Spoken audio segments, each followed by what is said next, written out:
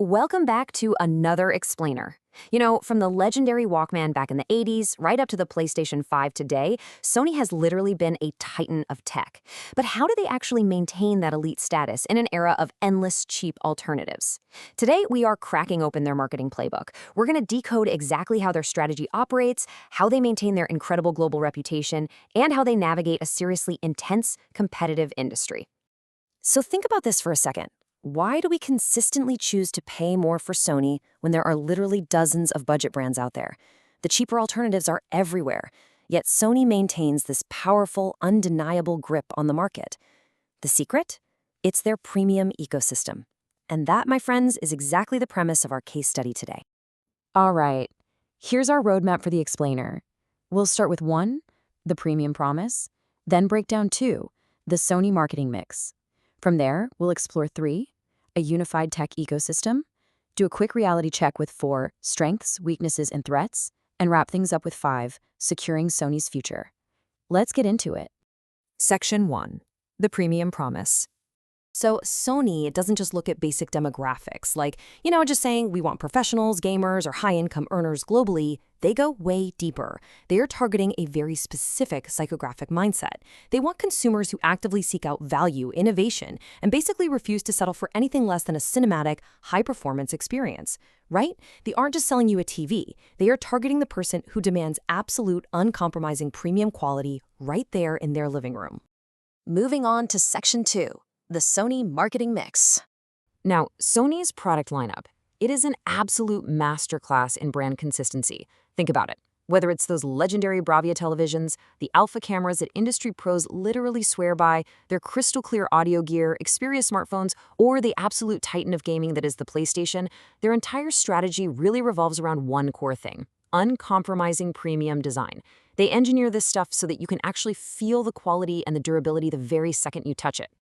But okay, how do they actually price these masterpieces? Well, it's a brilliant balancing act. Their core strategy is straight-up premium pricing. You pay a premium because the brand reputation, the nonstop innovation, and the superior quality practically demand it. But here's the clever part. They avoid total exclusivity by mixing in strategic promotional tactics. By tossing in competitive holiday discounts, financing options, or those really tempting game and console bundles, they manage to keep the door open just enough for everyday consumers to step into their world. And getting all these products into our hands takes a massive omni-channel approach. We're talking everything from exclusive Sony centers to major e-commerce and retail platforms worldwide. But to actually draw you in, Sony goes heavy on experiential marketing and storytelling. They don't just want to bore you with a static TV ad. No way. They use influencer marketing, celebrity endorsements, and these really immersive digital pop-ups to make you feel the brand's innovation long before you ever pull out your credit card. Which brings us to Section 3, a unified tech ecosystem. Now this, right here, is the true secret sauce, the unified ecosystem. It's all about combining their hardware, software, gaming, imaging, music, and film businesses into one inescapable, totally interconnected consumer experience. You don't just buy a PlayStation. You play a Sony studio game while listening through premium Sony headphones, and maybe later you watch a Sony Pictures film on your Bravia TV. It's like a giant puzzle, and they perfectly surround you with their entertainment at every single piece. And to keep you happily inside that walled garden, they lean really heavily on personalized marketing and active community engagement. By giving fans dedicated loyalty programs, interacting with them on platforms like YouTube and X, and backing it all up with robust warranty support, Sony makes buying one device feel like you're joining this exclusive, lifelong club. They're building long-term relationships here, not just ringing up one-off transactions.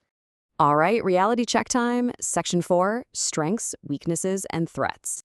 Let's take a look at their current market reality. Obviously, Sony is a massive powerhouse. They've got immense global brand equity, a proven track record of continuous innovation, and incredibly strong research and development capabilities. But, that premium status definitely comes with a catch. Their high pricing severely limits affordability for a massive chunk of the market, which creates this heavy dependence on premium segments.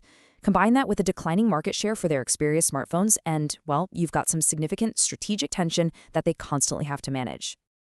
Looking outward, though, the opportunities for huge growth are just sitting right there for the taking. We're talking expansion into AI-enabled devices, tapping into emerging markets, capturing that soaring global gaming demand, and diving into the booming smart home ecosystem. But man, the threats are equally aggressive. In the tech industry, if you blink, you fall behind. Sony is fighting rapid technological shifts, absolutely brutal price wars from budget brands, global economic uncertainty, and this endless, exhausting battle against counterfeit products. So, to sum all that up, Sony is basically navigating a super complex web of ongoing challenges. Between the fierce competition from other global electronics brands, incredibly short product life cycles where tech becomes obsolete almost overnight, widespread supply chain disruptions, and wildly shifting consumer preferences, honestly, maintaining a premium status in this kind of environment takes nonstop, aggressive adaptation. Which leads us to our final part, Section 5, Securing Sony's Future. So what exactly is the game plan to adapt and thrive? First off, they have to double down on their investment in AI-powered electronics and really strengthen that smart home ecosystem to keep users locked into their cutting-edge tech. Geographically speaking, expanding their presence in emerging markets is absolutely vital to capture new demographics. And finally, and this is a big one, to counter their biggest weakness, they must strategically offer more affordable product variants in select categories, basically widening their net without cheapening that core premium brand. But hey, modern business survival isn't just about silicon and screens anymore. Today's premium consumer demands real corporate responsibility. That's why Sony is making sustainability a core pillar of their operations. They're pushing for energy-efficient products, using sustainable packaging, making massive cuts to their carbon emissions, and focusing on responsible sourcing and recycling. And this isn't just PR fluff, it's a strict strategic necessity to maintain consumer trust and actually reduce their environmental footprint. When you really look at it, it all boils down to their ultimate brand promise: enriching people's lives through technology and entertainment. That right there is the very heart of Sony. They aren't just out there pushing plastic. They're delivering creative excellence and a premium user experience that seamlessly spans across the movies we watch, the music we listen to, the games we play, and the incredible screens we view them on. But as we all know, the tech world is completely unforgiving. It can take down giants in the blink of an eye. Sure, Sony has this brilliant unified ecosystem and heavy-hitting R&D, but with intense price competition constantly knocking at their door, will Sony's premium ecosystem actually survive the next massive wave of rapid technological change? It's going to be absolutely fascinating to watch. Thanks for exploring this with me today, and as always, keep questioning the strategy behind the screens.